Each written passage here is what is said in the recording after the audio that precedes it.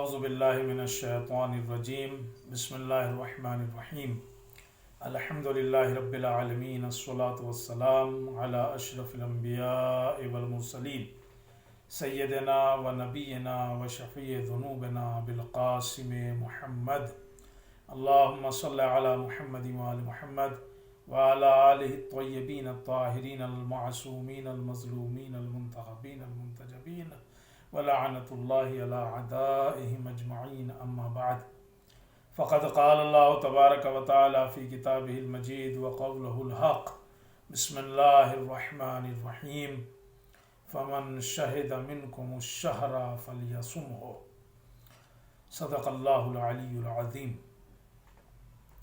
سورہ بقرہ کی آیہ کریمہ ہے اور اس میں ارشاد ہوتا ہے کہ فمن شہد منکم الشہر، ماہ مبارک رمضان میں جو حاضر ہے، گھر پہ ہے، یا اور اگر معنی وسیع کرنا چاہیں کہ جو کوئی عذر نہیں رکھتا ہے تو اسے چاہیے کہ فلیصم ہو، وہ اس میں روزہ رکھے۔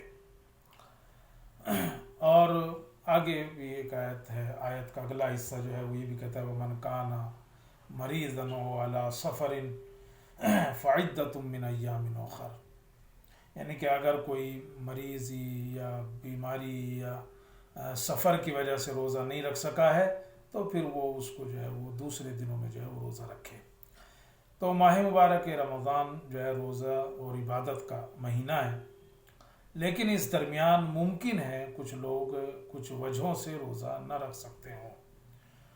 تو جو لوگ کسی وجہ سے روزہ نہیں رکھ سکتے وہ کئی طرح کے ہیں، چونکہ ان کی وجہ جو ہیں وہ الگ الگ ہو سکتی ہیں، تو ان میں سے ہر ایک کا حکم بھی الگ ہے کہ اگر کسی نے اس وجہ سے روزہ چھوڑا ہے تو اس کا یہ حکم ہے، اس وجہ سے روزہ چھوڑا ہے تو اس کا یہ حکم ہے۔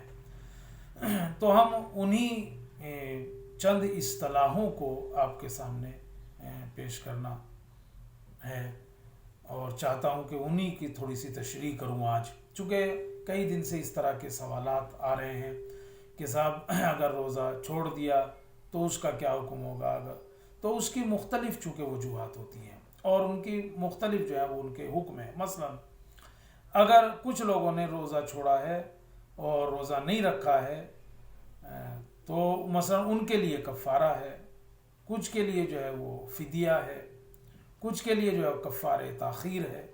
تو آئیے ہم انہی اصطلاحوں کے اوپر ایک چھوٹی سی گفتگو آپ کی خدمت میں آج کرنا چاہتے ہیں، چونکہ ابھی یہ وقت چل بھی رہا ہے۔ تو پہلا جو ہے وہ کہتے ہیں کہ کفارہ، اگر کچھ لوگ ایسے ہیں کہ جو روزہ چھوڑتے ہیں تو ان کے لیے کفارہ ہوتا ہے۔ تو وہ کون سے لوگ ہیں کہ جو روزہ چھوڑیں اور روزہ نہ رکھیں اور ان کے لیے کفارہ ہوتا ہے؟ تو جنہوں نے جان بوجھ کر روزہ نہیں رکھا یا روزے کو باطل کر دیا بغیر کسی مثلا عذر شرعی کے، جان بوجھ کر انہوں نے ایسا کر دیا، تو پھر ان کے لیے ہے کہ وہ روزوں کی قضا بھی کریں، اور صرف قضا ہی نہیں بلکہ روزے کا کفارہ دینا بھی واجب ہوگا ان کے لیے، اگر عمدن جان بوجھ کے کسی نے جو ہے وہ روزہ ماہ رمضان کا جو ہے وہ چھوڑ دیا تو اس کے لیے کفارہ ہے، اس کو روزہ بھی رکھنا ہے اور پھر اس کے لیے کفارہ بھی ہے۔ اور یہ جو کفارہ ہے نا یہ بہت سخت ہے، آپ دیکھیں یہ کفارہ بہت سخت ہے۔ مثلا اس میں 3 کفارے ہیں اور اس میں اختیار ہے کہ ان تینوں میں سے کوئی ایک کو بھی جو ہے وہ انجام دے سکتا ہے۔ مثلا پہلا کیا ہے، غلام آزاد کرے، چلو آج کل یہ تو نہیں ہے۔ دوسرے کیا ہے، یا پھر 60 روزے رکھے، ایک روزہ اگر ماہ رمضان کا چھوڑ دیا ہے عمدن جان بوجھ کر یا باطل کر دیا ہے تو 60 روزے رکھے، دوسری چیز ہے۔ اور اس میں بھی جانتے کیا ہے، 31 دن تک 31 ڈیز 31 دن تک مسلسل جو ہے وہ روزے رکھنے ہوں گے اس کو، اور پھر اس کے بعد چھوڑ چھوڑ کے بھی رکھ سکتا ہے، لیکن 31 تو مستقل اسے رکھنے ہی ہوں گے، کنٹینیو جو ہے وہ رکھنے پڑیں گے۔ تیسرے 60 فقیروں کو کھانا کھلانا، یا ان میں سے ہر ایک کو 750 گرام کھانا دینا، 750 گرام کھانا دے یا انہیں جو ہے وہ کھانا کھلائے پیٹ بھر کر۔ ہاں، اور جانتے کہ اس میں ایک سخت چیز یہ ہے، اور یہ کافی نہیں ہے کہ مثلا 30 آدمی لے آئے اور 30 آدمیوں کو جو ہے وہ مثلا 1500 گرام جو ہے وہ کھانا جو ہے وہ دے دے، یعنی کہ ایک کو ڈبل دے دے، نہیں، یہ نہیں چلنے والا ہے۔ تو ماہ مبارک رمضان میں اگر جان بوجھ کر عمدی طور پر کوئی اس کا روزہ چھوڑتا ہے تو اس کے لیے جو ہے وہ یہ کفارے اس کو دینا ہوں گے۔ لہذا عزیزو، ماہ مبارک رمضان کے روزے اگر ترک کر رہا آدمی تو بہت سخت ہے اس کے لیے، اور جانتے ہیں کہ اگر یہ بھی نہ ہو، خود ایک روزہ رکھنا بھی ماہ رمضان کے بعد مشکل ہو جاتا ہے۔ تو ایک تو یہ ہے کہ کفارہ ہوتا ہے بعض لوگوں کے اوپر۔ اچھا، کچھ لوگ ہوتے ہیں کہ جن کے اوپر کفارہ تاخیر ہوتا ہے۔ کفارہ تاخیر کس شخص کے اوپر واجب ہوتا ہے؟ یہ دوسری اصطلاح ہے۔ کفارہ تاخیر یہ اس شخص سے مربوط ہے جو ماہ رمضان میں کسی عذر کی بنا پر روزہ نہیں رکھتا۔ کوئی عذر ہے اس کی وجہ سے اس نے روزہ نہیں رکھا، اور رمضان کے بعد وہ عذر ختم ہو جاتا ہے، مریض تھا یا سفر پہ تھا مثلا، اس نے روزہ نہیں رکھا اور ماہ رمضان کے بعد وہ عذر بھی ختم ہو گیا، لیکن اس نے آنے والے ماہ رمضان تک یہ روزہ نہیں رکھا جو اس نے چھوڑا تھا۔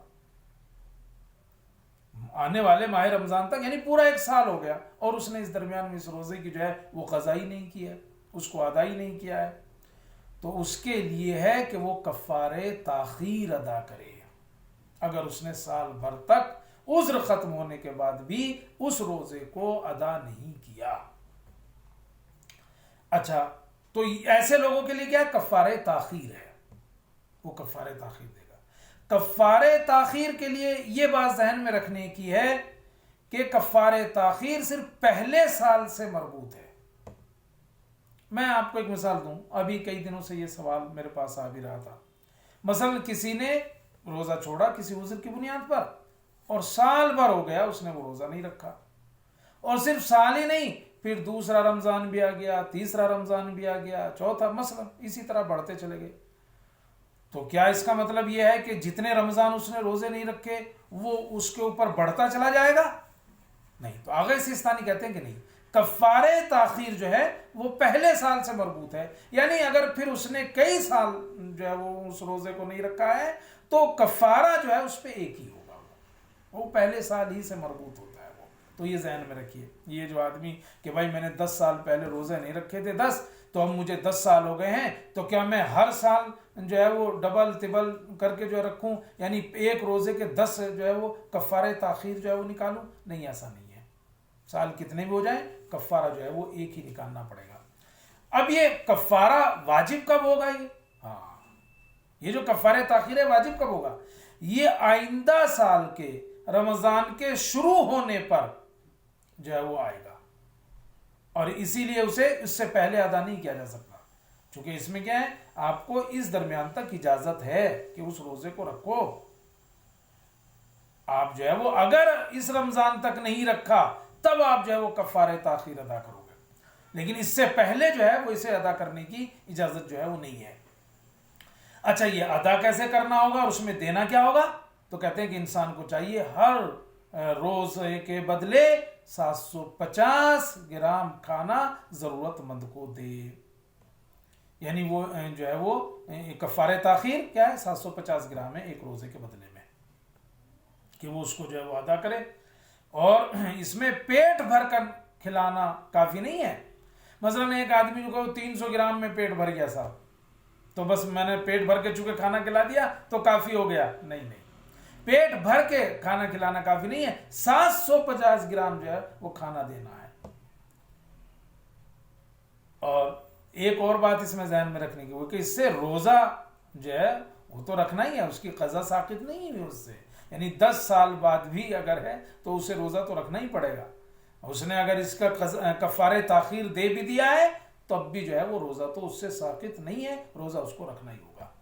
تو کفارہ تاخیر کن لوگوں کے لیے ہوگا؟ کہ جنہوں نے کسی عذر کی بنیاد پر روزہ چھوڑا تھا لیکن اگلے رمضان تک آنے تک انہوں نے اس کو پورا نہیں کیا، اس روزے کو ادا نہیں کیا، تو وہ کفارہ تاخیر اس کے لیے ہے۔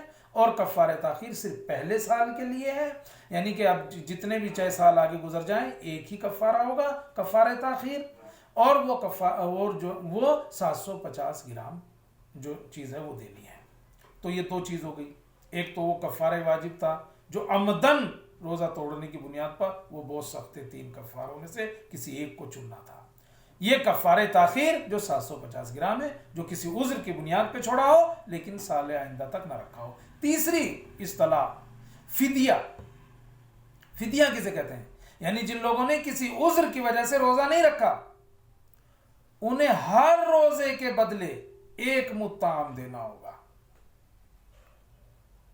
جانتے ہیں کیا؟ انہیں ہر روزے کے بدلے 1 مد طعام جو ہے وہ دینا ہوگا. 1 مد طعام یعنی وہی 750 گرام کھانا جو ہے وہ دینا ہوگا. اچھا، یہ کن سے؟ چند لوگوں سے مخصوص ہے یہ فدیہ. پہلے نمبر 1، بوڑھا مرد یا بوڑھی عورت جس کے لیے روزہ رکھنا مشکل ہو. بوڑھے ہیں، ان پہ روزہ رکھنا مشکل ہو رہا ہے، تو ان کے لیے کیا ہے کہ وہ ہر روزے کے بدلے میں جو ہے وہ فدیہ دیں، 750 گرام کھانا دیں. دوسرے، ایسا آدمی جو ایسی بیماری میں مبتلا ہو جس میں شدید پیاس لگتی ہو اسے، اور اس کو برداشت نہ کر سکتا ہو مثلا، تو اسے بھی کیا دینا ہوگا؟ ہر روز کے بدلے فدیہ دینا ہوگا. 750 گرام جو ہے وہ کھانا جو ہے اسے دینا ہوگا. ہاں، مگر یہ دونوں وہ لوگ ہیں کہ جن کے اوپر بعد میں روزے کی بھی قضا نہیں ہے.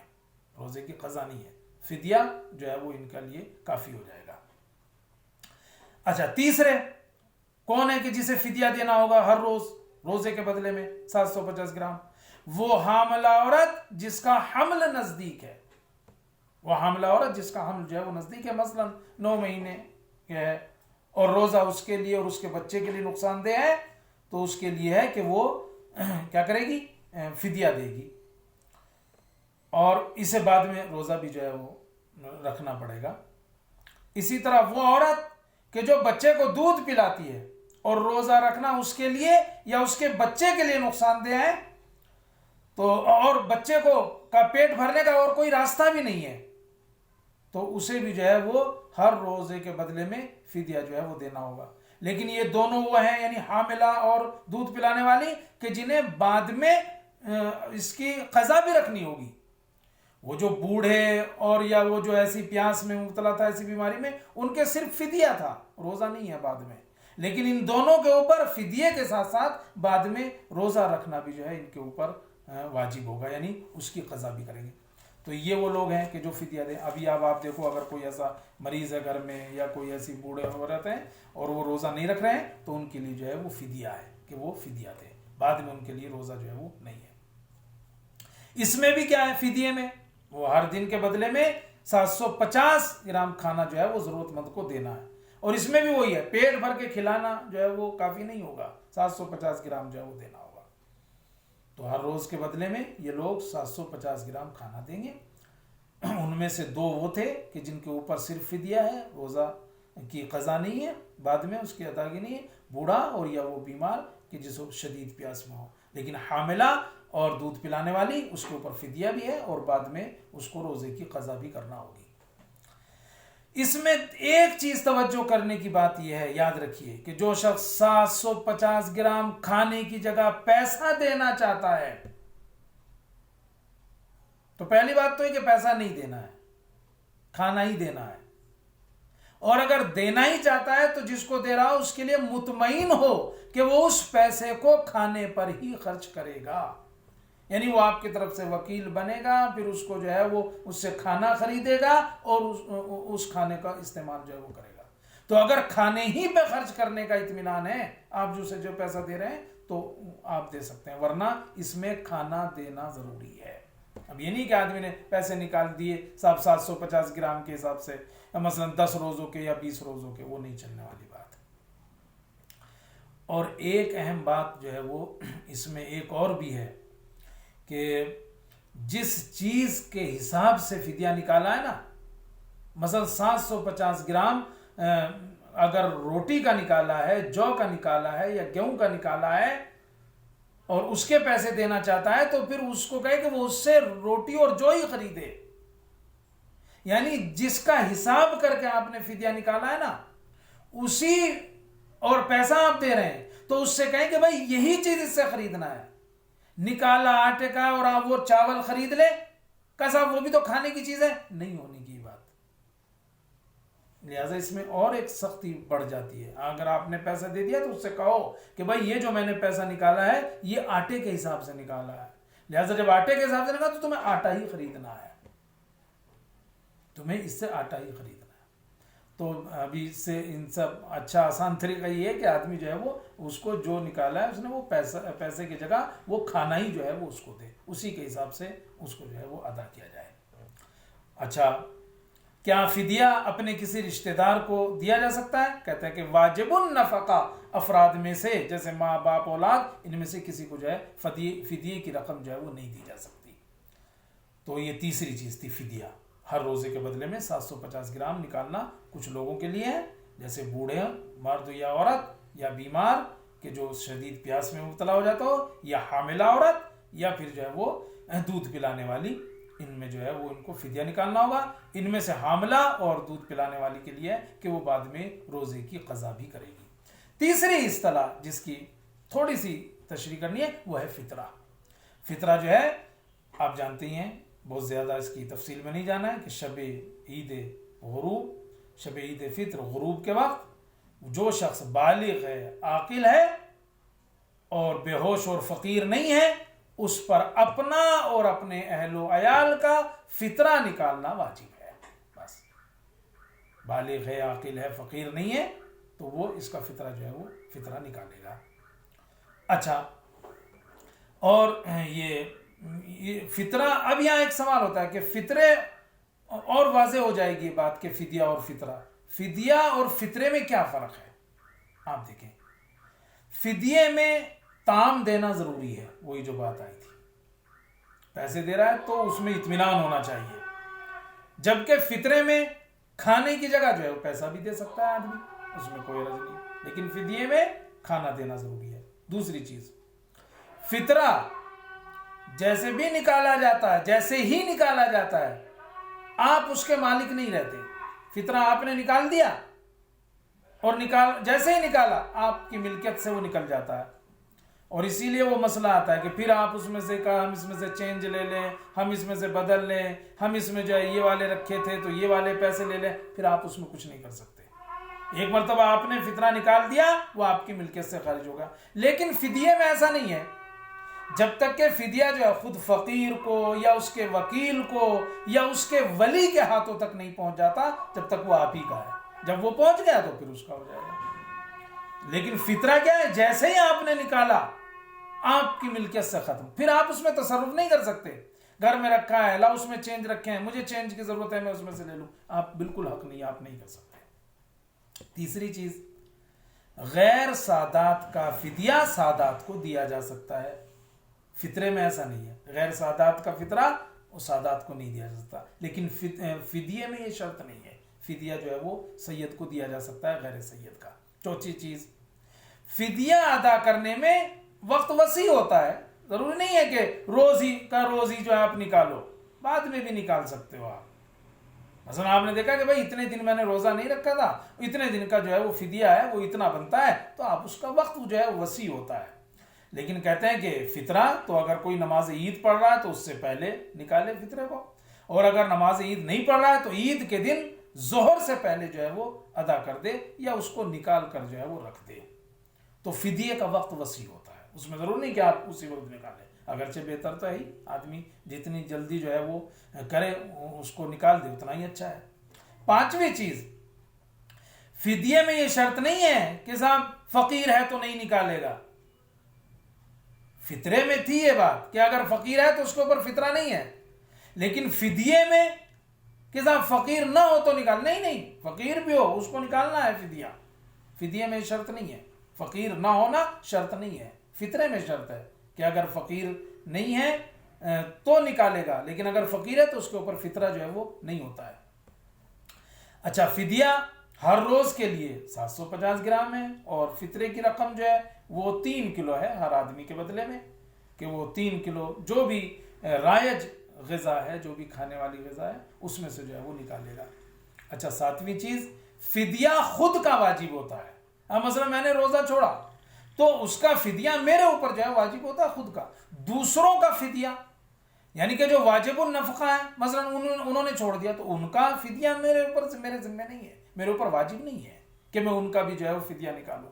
ہر آدمی اپنا فدیہ جو ہے وہ نکالے, وہی اس کے اوپر جو ہے وہ واجب ہوتا ہے.